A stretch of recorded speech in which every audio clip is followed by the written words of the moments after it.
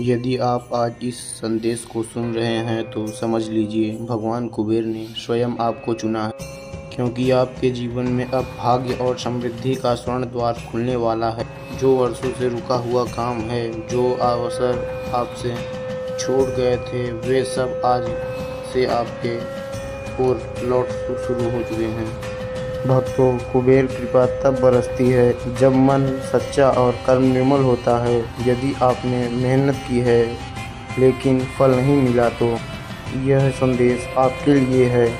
आज मैं जो पवित्र कुबेर सिद्ध मंत्र बताने जा रहा हूँ, वह आपके जीवन में ऐसा समृद्धि लाएगा कि धन, यश और शांति तीनों आपके द्वार पर खड़े रहेंगे। बस इस मंत्र को श्रद्धा से 108 बार जापें और अपने जीवन में कुबेर चमत्कार और आरंभ देखें। परंतु इससे पहले वीडियो को हृदय से लाइक करें और कमेंट में लिखें जय भगवान कुबेर, क्योंकि जैसा ही शब्द आपके हृदय से निकलेगा वैसे ही आपके जीवन में कुबेर कृपा का प्रवाह शुरू हो जाएगा। कुछ मंत्र इस तरह हैं। ओम श्रीं श्रीं कुबेराय वाणिज्यं वृद्धिं कुरु स्वाहा। ओम श्रीं श्रीं कुबेराय वाणिज्यं वृद्धिं कुरु स्वाहा। ओम श्रीं श्रीं कुबेराय वाणिज्यं वृद्धिं कुरु स्वाहा। ओम श्रीं श्रीं कुबेराय वाणिज्यं वृद्धिं कुरु स्वाहा। ओम श्रीं श्रीं कुबेराय वाणिज्यं वृद्धिं कुरु स्वाहा। ओम श्रीं श्रीं कुबेराय वाणिज्यं वृद्धिं कुरु स्वाहा। ओम श्रीं श्रीं कुबेराय वाणिज्यं वृद्धिं कुरु स्वाहा। ओम श्रीं श्रीं कुबेराय वाणिज्यं वृद्धिं कुरु स्वाहा। ओम श्रीं श्रीं कुबेराय वाणिज्यं वृद्धिं कुरु स्वाहा। ओम श्रीं श्रीं कुबेराय वाणिज्यं वृद्धिं कुरु स्वाहा। ओम श्रीं श्रीं कुबेराय वाणिज्यं वृद्धिं कुरु स्वाहा। ओम श्रीं श्रीं कुबेराय वाणिज्यं वृद्धिं कुरु स्वाहा। ओम श्रीं श्रीं कुबेराय वाणिज्यं वृद्धिं कुरु स्वाहा। ओम श्रीं श्रीं कुबेराय वाणिज्यं वृद्धिं कुरु स्वाहा।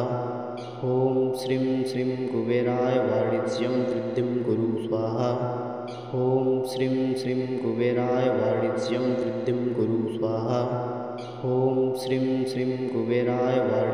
वृद्धिं कुरु स्वाहा। ओम श्रीं श्रीं कुबेराय वाणिज्यं वृद्धिं कुरु स्वाहा। ओम श्रीं श्रीं कुबेराय वाणिज्यं वृद्धिं कुरु स्वाहा। ओम श्रीं श्रीं कुबेराय वाणिज्यं वृद्धिं कुरु स्वाहा। ओम श्रीं श्रीं कुबेराय वाणिज्यं वृद्धिं कुरु स्वाहा। ओम श्रीं श्रीं कुबेराय वाणिज्यं वृद्धिं कुरु स्वाहा। ओम श्रीं श्रीं कुबेराय वाणिज्यं वृद्धिं कुरु स्वाहा।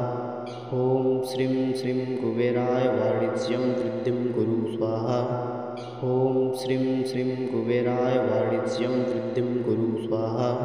ओम श्रीं श्रीं कुबेराय वाणिज्यं वृद्धिं कुरु स्वाहा। ओम श्रीं श्रीं कुबेराय वाणिज्यं वृद्धिं कुरु स्वाहा। ओम श्रीं श्रीं कुबेराय वाणिज्यं वृद्धिं कुरु स्वाहा। ओम श्रीं श्रीं कुबेराय वाणिज्यं वृद्धिं कुरु स्वाहा। ओम श्रीं श्रीं कुबेराय वाणिज्यं वृद्धिं कुरु स्वाहा। ओम श्रीं श्रीं कुबेराय वाणिज्यं वृद्धिं कुरु स्वाहा। ओम श्रीं श्रीं कुबेराय वाणिज्यं वृद्धिं कुरु स्वाहा। ओम श्रीं श्रीं कुबेराय वाणिज्यं वृद्धिं कुरु स्वाहा। ओम श्रीं श्रीं कुबेराय वाणिज्यं वृद्धिं कुरु स्वाहा। ओम श्रीं श्रीं कुबेराय वाणिज्यं वृद्धिं कुरु स्वाहा। ओम श्रीं श्रीं कुबेराय वाणिज्यं वृद्धिं कुरु स्वाहा। ओम श्रीं श्रीं कुबेराय वाणिज्यं वृद्धिं कुरु स्वाहा। ओम श्रीं श्रीं कुबेराय वाणिज्यं वृद्धिं कुरु स्वाहा। ओम श्रीं श्रीं कुबेराय वाणिज्यं वृद्धिं कुरु स्वाहा। ओम श्रीं श्रीं कुबेराय वाणिज्यं वृद्धिं कुरु स्वाहा। ओम श्रीं श्रीं कुबेराय वाणिज्यं वृद्धिं कुरु स्वाहा। ओम श्रीं श्रीं कुबेराय वाणिज्यं वृद्धिं कुरु स्वाहा। ओम श्रीं श्रीं कुबेराय वाणिज्यं वृद्धिं कुरु स्वाहा। ओम श्रीं श्रीं कुबेराय वाणिज्यं वृद्धिं कुरु स्वाहा। ॐ श्रीं श्रीं कुबेराय वाणिज्यं वृद्धिं कुरु स्वाहा। ॐ श्रीं श्रीं कुबेराय वाणिज्यं वृद्धिं कुरु स्वाहा। ॐ श्रीं श्रीं कुबेराय वाणिज्यं वृद्धिं कुरु स्वाहा। ॐ श्रीं श्रीं कुबेराय वाणिज्यं वृद्धिं कुरु स्वाहा। ॐ श्रीं श्रीं कुबेराय वाणिज्यं वृद्धिं कुरु स्वाहा। ॐ श्रीं श्रीं कुबेराय वाणिज्यं वृद्धिं कुरु स्वाहा। ॐ श्रीं श्रीं कुबेराय वाणिज्यं वृद्धिं कुरु स्वाहा। ॐ श्रीं श्रीं कुबेराय वाणिज्यं वृद्धिं कुरु स्वाहा। ॐ श्रीं श्रीं कुबेराय वाणिज्यं वृद्धिं कुरु स्वाहा। ॐ श्रीं श्रीं कुबेराय वाणिज्यं वृद्धिं कुरु स्वाहा। ॐ श्रीं श्रीं कुबेराय वाणिज्यं वृद्धिं कुरु स्वाहा। ॐ श्रीं श्रीं कुबेराय वाणिज्यं वृद्धिं कुरु स्वाहा। ॐ श्रीं श्रीं कुबेराय वाणिज्यं वृद्धिं कुरु स्वाहा। ॐ श्रीं श्रीं कुबेराय वाणिज्यं वृद्धिं कुरु स्वाहा। ॐ श्रीं श्रीं कुबेराय वाणिज्यं वृद्धिं कुरु स्वाहा। ॐ श्रीं श्रीं कुबेराय वाणिज्यं वृद्धिं कुरु स्वाहा। ॐ श्रीं श्रीं कुबेराय वाणिज्यं वृद्धिं कुरु स्वाहा। ॐ श्रीं श्रीं कुबेराय वाणिज्यं वृद्धिं कुरु स्वाहा। ॐ श्रीं श्रीं कुबेराय वाणिज्यं वृद्धिं कुरु स्वाहा। ॐ श्रीं श्रीं कुबेराय वाणिज्यं वृद्धिं कुरु स्वाहा। ॐ श्रीं श्रीं कुबेराय वाणिज्यं वृद्धिं कुरु स्वाहा।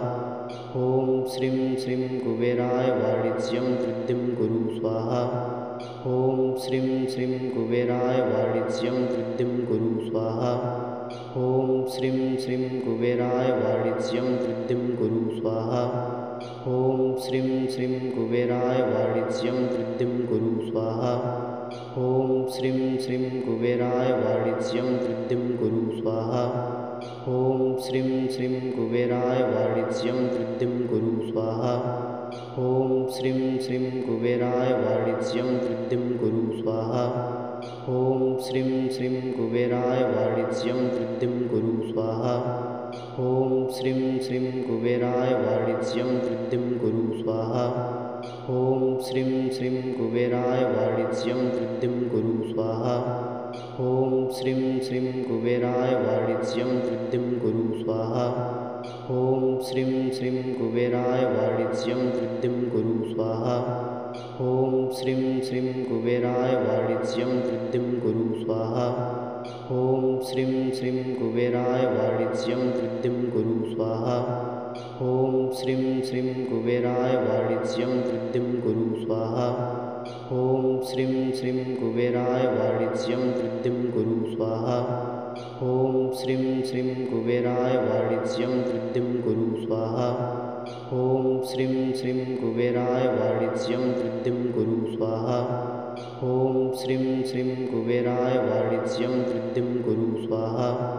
ॐ श्रीं श्रीं कुबेराय वाणिज्यं वृद्धिं कुरु स्वाहा। ॐ श्रीं श्रीं कुबेराय वाणिज्यं वृद्धिं कुरु स्वाहा। ॐ श्रीं श्रीं कुबेराय वाणिज्यं वृद्धिं कुरु स्वाहा।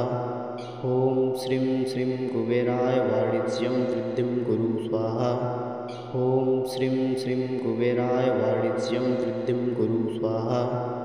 ॐ श्रीं श्रीं कुबेराय वाणिज्यं वृद्धिं कुरु स्वाहा। ॐ श्रीं श्रीं कुबेराय वाणिज्यं वृद्धिं कुरु स्वाहा। ॐ श्रीं श्रीं कुबेराय वाणिज्यं वृद्धिं कुरु स्वाहा। ॐ श्रीं श्रीं कुबेराय वाणिज्यं वृद्धिं कुरु स्वाहा। ॐ श्रीं श्रीं कुबेराय वाणिज्यं वृद्धिं कुरु स्वाहा। ॐ श्रीं श्रीं कुबेराय वाणिज्यं वृद्धिं कुरु स्वाहा। ॐ श्रीं श्रीं कुबेराय वाणिज्यं वृद्धिं कुरु स्वाहा। ॐ श्रीं श्रीं कुबेराय वाणिज्यं वृद्धिं कुरु स्वाहा। ॐ श्रीं श्रीं कुबेराय वाणिज्यं वृद्धिं कुरु स्वाहा। ॐ श्रीं श्रीं कुबेराय वाणिज्यं वृद्धिं कुरु स्वाहा।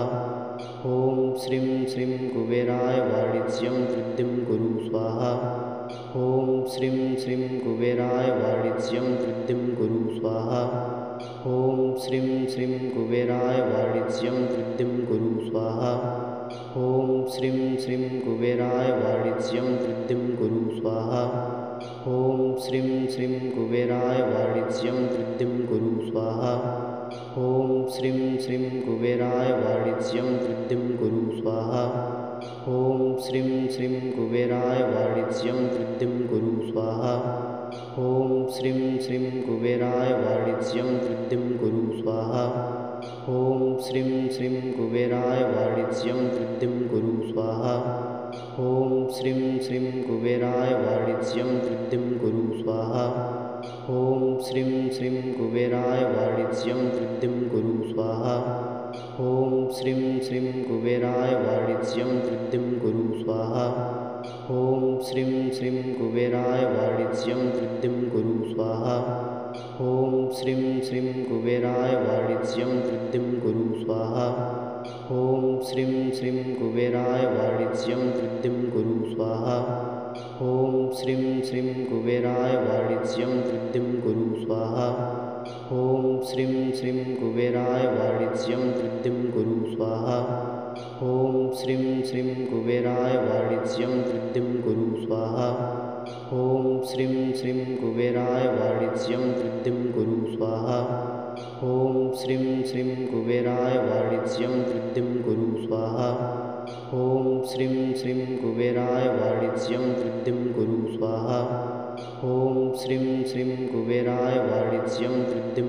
स्वाहा।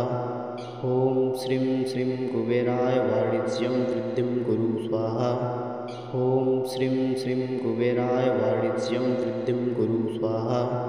ॐ श्रीं श्रीं कुबेराय वाणिज्यं वृद्धिं कुरु स्वाहा।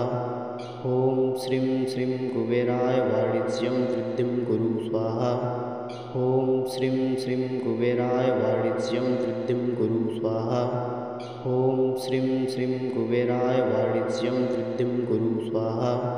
ॐ श्रीं श्रीं कुबेराय वाणिज्यं वृद्धिं कुरु स्वाहा। ॐ श्रीं श्रीं कुबेराय वाणिज्यं वृद्धिं कुरु स्वाहा। ॐ श्रीं श्रीं कुबेराय वाणिज्यं वृद्धिं कुरु स्वाहा। ॐ श्रीं श्रीं कुबेराय वाणिज्यं वृद्धिं कुरु स्वाहा।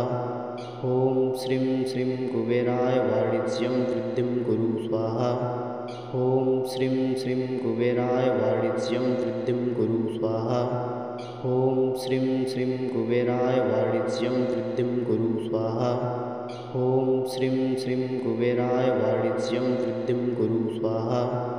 ॐ श्रीं श्रीं कुबेराय वाणिज्यं वृद्धिं कुरु स्वाहा। ॐ श्रीं श्रीं कुबेराय वाणिज्यं वृद्धिं कुरु स्वाहा। ॐ श्रीं श्रीं कुबेराय वाणिज्यं वृद्धिं कुरु स्वाहा। ॐ श्रीं श्रीं कुबेराय वाणिज्यं वृद्धिं कुरु स्वाहा। ॐ श्रीं श्रीं कुबेराय वाणिज्यं वृद्धिं कुरु स्वाहा।